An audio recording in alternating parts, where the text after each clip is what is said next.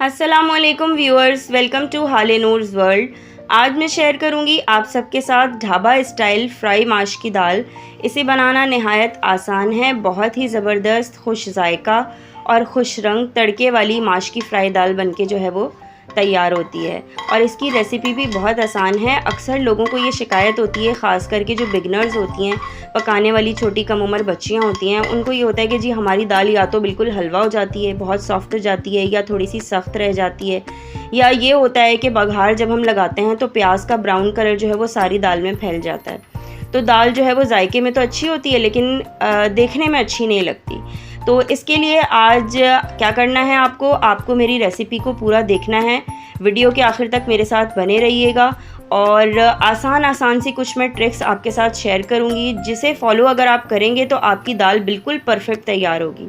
बहुत ज़बरदस्ती आपकी फ्राई माश बल्कि तैयार होगी, बिल्कुल खिली खिली, एक एक दाना इसका अलग होगा, थोड़ा सा इसमें पानी भी होगा और ज़बरदस्त सा इसमें बघार होगा।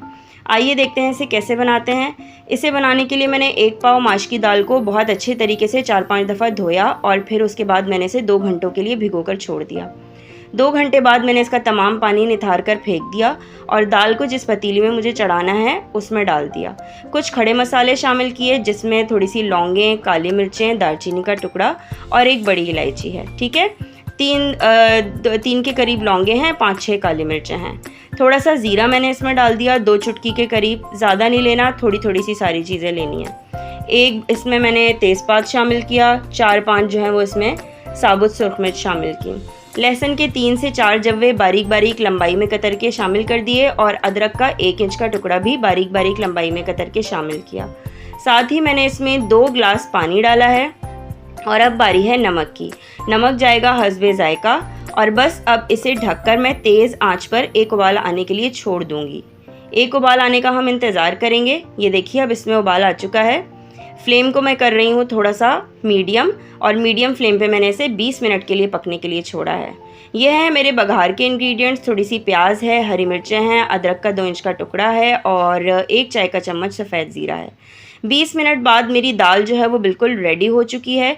एक एक दाना इसका गल चुका है बिल्कुल और खिला हुआ दाना है। ठीक है, सिर्फ आपने इसको 20 मिनट कुक करना है, इससे ज़्यादा आपने कुक नहीं करना, क्योंकि ये ऑलरेडी जो है वो 2 घंटा भिगोई हुई दाल थी। तेज़पात मैंने इस दाल में से अलहदा करके इसे साइड पर रख दिया है और अब मैं बघार की तैयारी कर रही हूँ। पैन में मैंने डाला है आधा कप तेल और तेल गर्म होने पर मैं इसमें शामिल कर रही हूँ 1 छोटी प्याज, 3-4 हरी मिर्चें, अदरक का 2 इंच का टुकड़ा बारीक बारीक लंबाई में कतर के। ज़ीरा मैंने अभी बचा लिया है, वो मैं बिल्कुल लास्ट में शामिल करूँगी जब मेरा बघार बिल्कुल ऑलमोस्ट रेडी हो चुका होगा। अभी ज़ीरा अगर मैं डाल दूँगी तो बघार जो है वो एकदम से काला पड़ जाएगा, यानी कि ज़ीरा जो है वो जल जाएगा। तो अभी मैं इसमें ज़ीरा नहीं डाल रही हूँ। 2-3 साबुत सुर्ख मिर्च मैंने इसमें डाल दी हैं, ये ऑप्शनल हैं, आप डालना चाहें या ना डालना चाहें ये आपके ऊपर है। बिल्कुल लास्ट में मैंने इसमें ज़ीरा भी ऐड कर दिया है, चूँकि अब जो है वो मेरी प्याज ऑलमोस्ट गोल्डन हो चुकी है। बस ज़रा सी कसर बाकी है, 1 मिनट लगेगा और ये बघार मेरा बिल्कुल रेडी हो जाएगा। ठीक है, दाल को मैंने 2 घंटा भिगोया था और उसके बाद जो है फिर मैंने उसको सिर्फ और सिर्फ 20 मिनट पकाया है। बिल्कुल खिली हुई दाल मेरी रेडी है।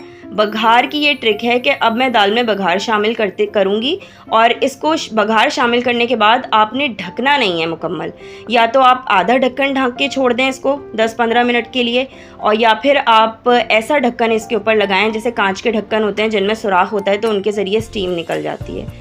वरना क्या होता है कि प्याज बिल्कुल नरम पड़ जाती है और प्याज का कलर दाल में फैल जाता है ब्राउन ब्राउन सा। ठीक है जी, ये देखें मज़ेदार सी हमारी ढाबा स्टाइल माश की दाल जो है वो तैयार हो चुकी है। रेसिपी ज़रूर ट्राई कीजिएगा, चैनल को सब्सक्राइब कीजिए, मुझे दुआओं में याद रखिएगा। फिर मुलाकात करेंगे। अल्लाह हाफिज़।